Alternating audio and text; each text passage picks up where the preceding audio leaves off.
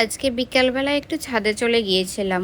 প্রতিদিন বিকালটাই আমার এই ছাদেই কাটে এই গাছদের সঙ্গে। এই যে কোণাটা, এই কোণাটায় এই গ্রো ব্যাগটাতে আমি সবজির খোসা সব স্টোর করে রাখি। এবার পাখিতে সেগুলো ওতে যে পোকাগুলো হয় সেগুলো খাওয়ার জন্য এমন করে দিয়েছে, মানে চারিদিকটা পুরো নোংরা করে দিয়েছে ছড়িয়ে ছড়িয়ে।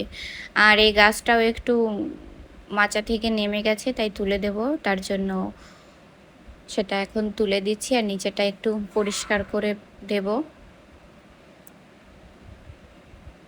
চারিদিকটায় পুরো ছড়িয়ে রেখেছিল পাখিগুলোতে। অবশ্য ভালোই হয়, পোকাগুলো খেয়ে নেয়। আর এই সমস্যার জন্য আমি এই ড্রামটা কেটেছি, এর মধ্যে আমি সবজির খোসাগুলো রাখবো বলে।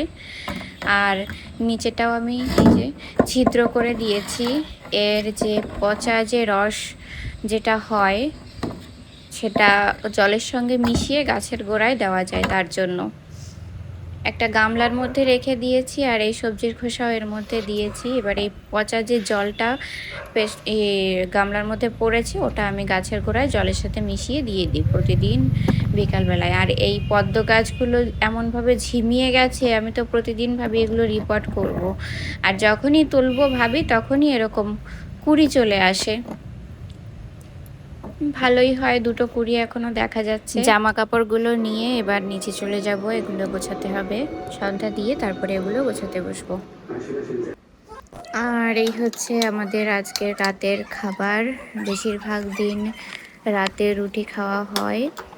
এখানে রয়েছে শুক্তো, চিকেন আর ডাল, তার সাথে রয়েছে আজকের ভিডিওটা এই পর্যন্ত। দেখা হবে পরবর্তী কোনো ভিডিওতে। ততক্ষণ সবাই ভালো থেকো।